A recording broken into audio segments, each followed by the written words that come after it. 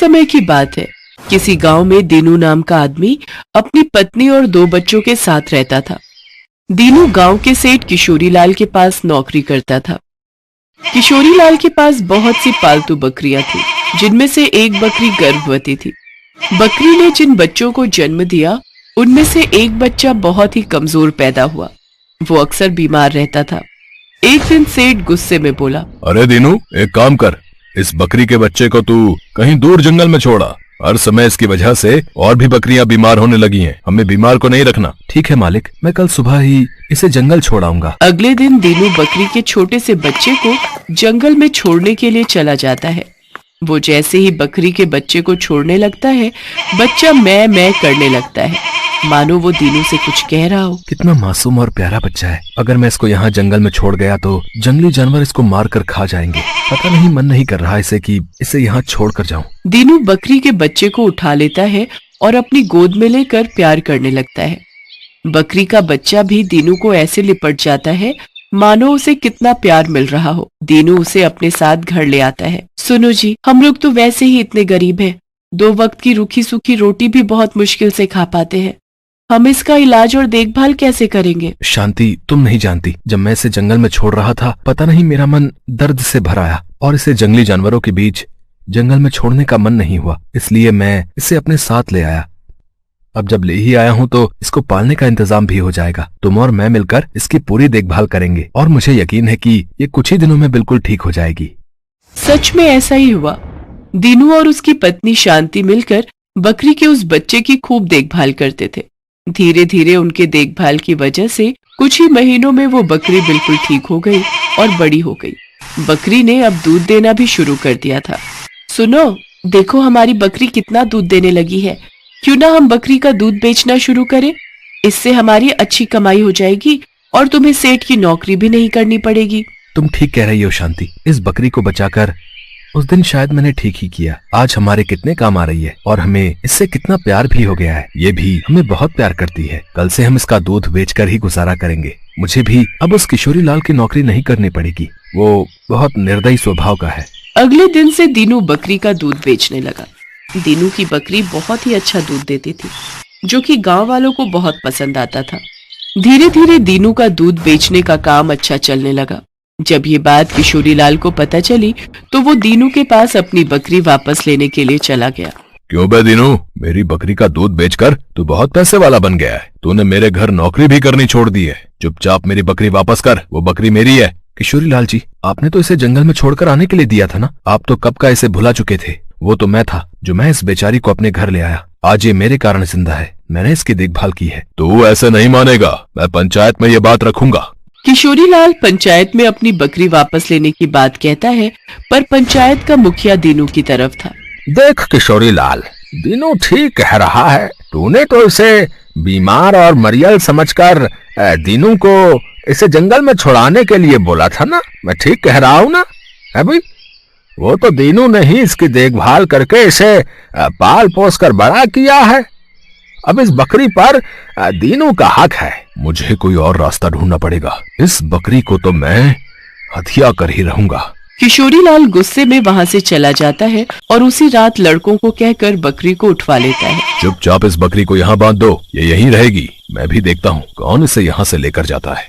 किशोरीलाल बकरी को अपने पास ही रख लेता है। सुनो जी, चलो हम सेठ के घर जाकर अपनी बकरी वापस ले आते हैं।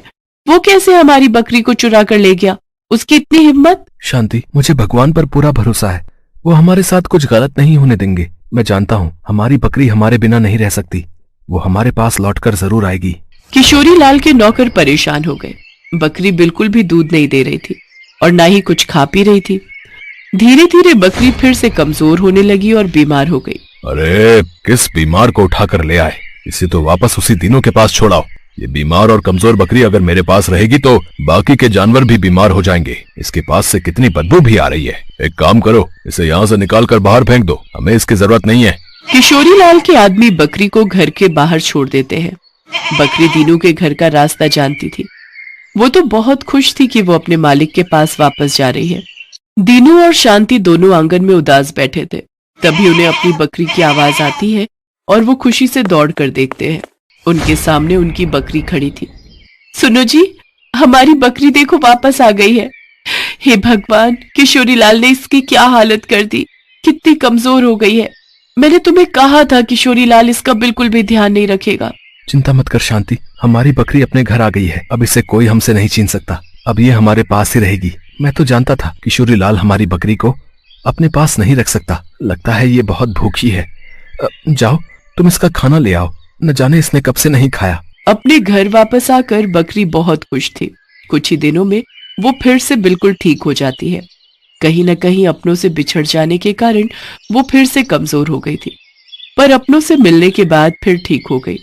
उस दिन से वो बकरी दीनू और शांति के पास ही रहने लगी। अपनी बकरी को पाकर दीनू और शांति बहुत खुश थे। सेठ किशोरी लाल भी समझ गया था कि वो बकरी उसके पास नहीं रह सकती, वो सिर्फ दीनू और शांति के पास ही खुश रहेगी।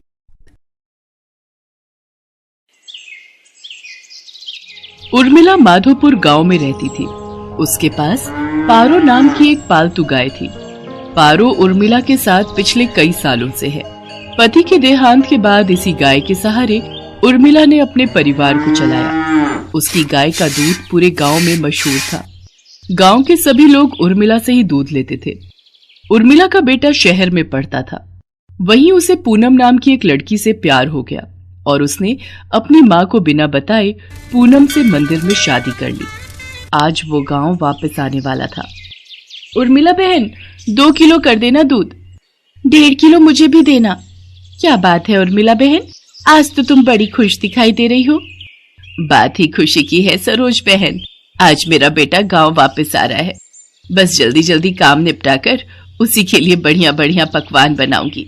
पता नहीं शहर में उसे क्या खाने को मिलता होगा और क्या नहीं। अच्छा तो ये बात है, चलो बहुत बढ़िया हुआ। कब से बेटे के बिना अकेले रहते रहते तुम उदास हो गई हो।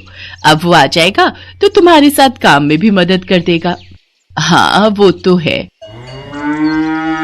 अरे आ रही हूँ पारो, तू क्यों आवाज लगा रही है? मैं जानती हूँ तू भी सूरज का नाम सुनकर बहुत खुश हो रही है। रुक, मैं अभी तुझे चारा डालती हूँ, फिर तो सूरज ही तुझे खिलाएगा। उर्मिला की गाय पारो अपनी आवाज में उससे बातें कर रही थी, मानो वो भी सूरज के आने की खुशी मना रही हो। शाम के समय सूरज आ जाता है, पर अपने बेटे के साथ बहू को देखकर उर्मिला को बहुत बुरा लगता है। माँ तुम नाराज मत हो, सब कुछ बहुत जल्दबाजी में हुआ। पूनम के पिताजी की तबीयत ठीक नहीं थी और वो चाहते थे कि हम ये शादी जल्दी से जल्दी कर लें, इसलिए मैं आपको बता ही नहीं पाया। पर अब मैं आपके साथ ही रहूंगा, आप चिंता मत करो। और माँ पूनम बहुत अच्छे स्वभाव की पढ़ी लिखी लड़की है, आप एक दूसरे को आसानी से समझ जाओगे। ठीक है, देखती हूँ वो मुझे कितना समझती है। गांव के रहन सहन और शहर के रहन सहन में बहुत फर्क है बेटा। उर्मिला की तरह पूनम घर के कामकाज नहीं कर पाती थी। उसे तो घर का कोई भी काम करना नहीं आता था। सूरज, तुमने मुझे कहाँ लाकर पटक दिया है? मुझसे ये घर के काम नहीं होते। हमें शहर वापस चलना चाहिए। उस गाय का गोबर साफ करो, उसे चारा डालो, उसे नहलाओ, घर की लीपा पोती करो। ये सब करके तो बदबू के मारे मेरा बुरा हाल हो रहा है। ऊपर से तुम्हारी माँ को माजी माजी का नाटक करते हुए लहसुन प्याज ही काटती रह जाओ। कैसी बातें कर रही हो पूनम? यहाँ पर सारा कामकाज बना हुआ है। मैं तो यहाँ पर बढ़िया सी डेयरी खोलने की सोच रहा हूँ। दूध, घी, पनीर, दही और कुछ खास मिठाइयों की बहुत ही बढ़िया डेयरी खुल जाएगी। हमारी अच्छी खासी कमाई हो जाएगी। शहर में घर का किराया, खर्चा पानी कितना ज्यादा है। वहां पर मुझे काम सेट करने में ही सालों गुजर जाएंगे। और जहां पर मेरा अपना खुद का घर का काम है, हम शहर में क्या करेंगे? तुम्हें पता भी है हमारी गाय का दूध पूरे गांव में मशहूर है। सोचो हम कितना कमा लेंगे। और फिर हमारे यहाँ रहने से माँ को भी सहारा रहेगा। वो बेचारी अकेले काम नहीं संभाल पाती है। अच्छा तुम काम करो, मैं थोड़ी देर बाजार होकर आता हूँ। कह तो सूरज ठीक ही रहे हैं। शहर में काम करने के लिए पैसों की भी जरूरत होगी। यहाँ पर तो अपना मकान, अपना काम है और फिर हमें तो पैसे कमाने से मतलब है। कुछ सालों में अच्छे पैसे कमा लिए तो बाद में शहर जाकर बस जाएंगे। पर मुझे किसी भी तरह से सासू माँ से अलग होना है ताकि उस गाय पर मेरा कब्जा हो जाए। पता नहीं, माँ जी तो बहुत चालाक है, कितने पैसे अपने अंदर करके बैठी होंगी। पूनम को पता था कि सूरज गांव में ही काम बढ़ाने वाला है, इसलिए वो अलग होने के रास्ते ढूंढने लगी। सूरज, सुबह से काम कर करके मैं थक गई हूँ। मेरे आने के बाद माँ जी ने घर के सारे काम मेरे ही जिम्मे डाल दिए हैं। गाय को नहलाना, धुलाना, गोबर साफ करना, चारा डालना, सारी देखभाल तो मैं करती हूँ और दूध बेचने के टाइम पर माँ जी गल्ला लेकर तखत पर खुद बैठ जाती हैं। ऐसे थोड़ी होता है। मैं अब और बर्दाश्त नहीं कर सकती। जब मैं इतना काम कर रही हूँ तो फिर मैं अलग ही रहूंगी। मुझे माँ जी के साथ नहीं रहना। और हाँ, उस गाय पर मेरा हक है। मुझे तो बस बंटवारा चाहिए, गाय का बंटवारा। पूनम इतनी जोर जोर से चिल्लाकर ये बात कह रही थी कि उसकी बात उर्मिला के साथ साथ पड़ोसियों ने भी सुन ली और सब वहाँ आ गए। बहू, बंटवारा, वो भी मेरी पारो का? मेरे जीते जी ऐसा कभी नहीं होगा। और तुम जानती ही क्या हो पारो के बारे में? उसे मैंने बहुत प्यार से पाला है, उसकी देखभाल की है। तुम मेरी पारो को एक दिन भी रख कर तो दिखाओ, वो तुम्हारे साथ एक दिन भी नहीं रहेगी। हाँ हाँ, इस गाय की देखभाल मैं कर लूंगी, आप उसकी चिंता मत करो। पर एक शर्त है, आप बीच में दखलंदाजी नहीं करोगी। मैं जैसी मर्जी गाय की देखभाल करूं, आप उससे दूर रहोगी। सूरज, अगर आज बंटवारा नहीं हुआ तो मैं तुम्हें छोड़कर शहर चली जाऊंगी। माँ, अगर पूनम चाहती है तो आप उसे गाय दे क्यों नहीं देती? उसे एक बार कोशिश करने तो दो। कहीं ऐसा ना हो आप दोनों के झगड़े में मेरी शादीशुदा जिंदगी खराब हो जाए। सूरज बेटा, एक माँ कभी नहीं चाहती कि उसके बच्चों का घर खराब हो। अगर बहू की यही इच्छा है तो आज से मैं अपनी पारो बहू के हवाले करती हूँ। उर्मिला बहन, इतने सालों से हम देख रहे हैं पारो को तुमने बहुत लाड प्यार से पाला है। कहीं ऐसा न हो बंटवारे के चक्कर में एक निर्दोष जानवर परेशान हो जाए। सब गांव वाले भी क्या समझाते। पूनम तो बंटवारे की जिद पर अड़ गई थी और ऐसा ही हुआ। गाय अब पूरी तरह से पूनम के हवाले थी। सूरज गांव में डेयरी खोलने की व्यवस्था के काम से शहर चला जाता है। पूनम तो आलसी थी, उसने गाय के प्रति लापरवाही दिखाना शुरू कर दिया। वो सुबह उठकर ना तो गाय का गोबर साफ करती थी, न उसे नहलाती धुलाती थी और न ही उसे समय पर चारा देती थी। इसी कारण गाय के आसपास बदबू फैलने लगी और मक्खियां, मच्छर, कीड़े मकोड़े आने लगे। गाय को समय पर चारा नहीं मिलता था, वो कमजोर हो गई। पूनम सारा दिन सोती रहती और खाती पीती रहती। गाय ने दूध देना भी बंद कर दिया।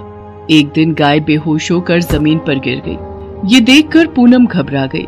सूरज उसी समय शहर से आया और वो भी घबरा गया। उसने उर्मिला को आवाज लगाई। उर्मिला दौड़ती हुई अपनी पारो के पास आई और बिलख बिलख कर रोने लगती है। पारो, पारो उठ, देख देख, मैं तुझे आवाज लगा रही हूँ। पूनम, पारो की देखभाल की जिम्मेदारी तुमने ली थी ना, फिर उसका ये हाल कैसे हो गया? मुझे माफ कर दो सूरज, गलती मेरी ही है। मेरे कारण पारो आज इस हालत में है। मैं सचमुच माँ जी की तरह पारो की देखभाल नहीं कर सकी। माँ जी, मुझे माफ कर दीजिए। उर्मिला दौड़कर चारे के पास जाती है और चारे को उठाकर पारो के आगे रखती है। पारो को उर्मिला के स्पर्श का एहसास होता है, वो थोड़ा सा हिलती है। ये देखकर सब खुश हो जाते हैं। उर्मिला अपने हाथों से पारो को चारा खिलाती है। पारो खुशी खुशी ढेर सारा चारा खा लेती है, मानो वो कब से उर्मिला के हाथों से ही चारा खाना चाह रही थी। पूनम को अपनी गलती का एहसास हो जाता है और वो उर्मिला से माफी मांगती है। कुछ दिनों में पारो फिर से ठीक हो जाती है। अब सूरज ने भी गांव में एक बड़ी डेयरी खोल ली थी। धीरे धीरे सब कुछ ठीक हो जाता है और दोनों सास बहू मिलकर पारो की देखभाल करने लगती है। पारो भी अब बहुत खुश थी। Best buddies.